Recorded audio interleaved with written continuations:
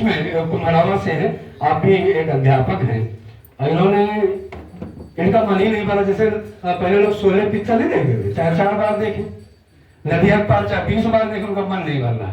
वैसे कहते हैं हाथी राम प्रसाद, देखो हमसे कविता पढ़वाने का मतलब है समय ज्यादा लग जाएगा, और हमारे अतिथि आ गए हैं और मंच पर भी बैठे हैं। अभी 1 2 3 4 5 पांचे हो, पीछे है एक लोग, आपको लगा के 6। अच्छा हमको लगा।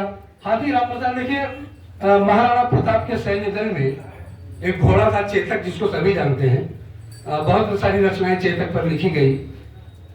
श्यामलाल पांडे ने बहुत अच्छी रचना लिखी, रणवीर चौकड़ी भर भर कर चेतक बन गया निराला था। आज के समय में भी तमाम कवियों ने चेतक पर कविताएं लिखी, लेकिन राणा प्रताप के सैन्य दल में एक घोड़ा और था जिसका नाम था शुभ्रा, एक घोड़ा और था जिसका नाम था हेतक, उसकी भी विशेषताएं थी, लेकिन कहीं गुमनामी में रहे। लेकिन एक घोड़ों की बात, कम से कम 3 घोड़े में एक घोड़ा नाम पर तो है। हाथी भी तमाम रहे। एक हाथी था जिसका नाम था हाथी राम प्रसाद, और हाथी राम प्रसाद गुमनामी में चला जा रहा है।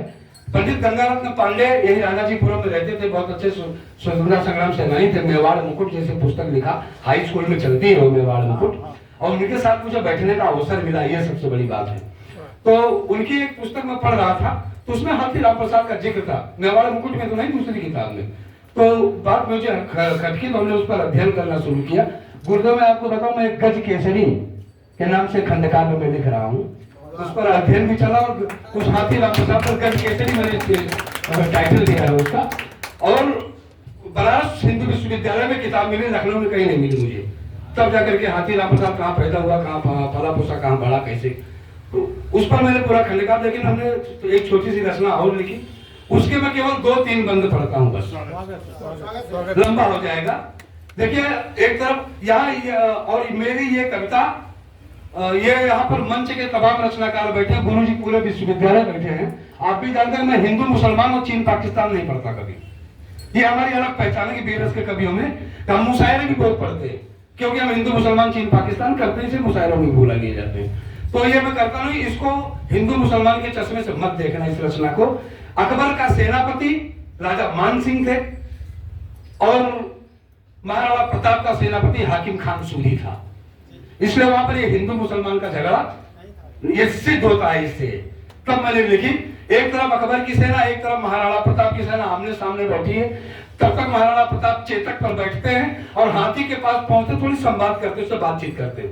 गुरुवर एक बार एक व्यक्ति ने मुझे टोका आपके शाहजहांपुर में ही, कि क्या यार योगेश बात करते हो, कोई जानवर से क्या बात करेगा कोई इंसान। हमने कहा रामायण आपने नहीं पढ़ा, उसमें सीधा सीधा लिखा हे खगमृग हे मधुकर सैनी, तुम देखी सीता मृग नैनी।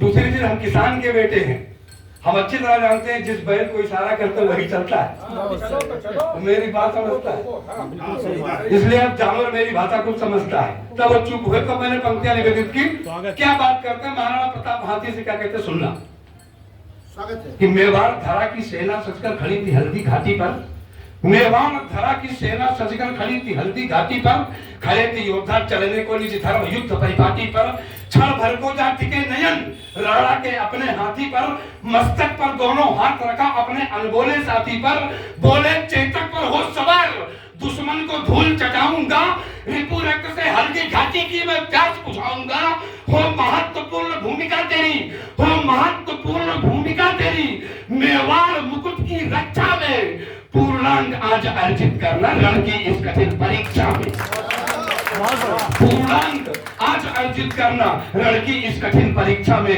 हे राम प्रसाद देना प्रसाद दुश्मन को तुम कोला है कि।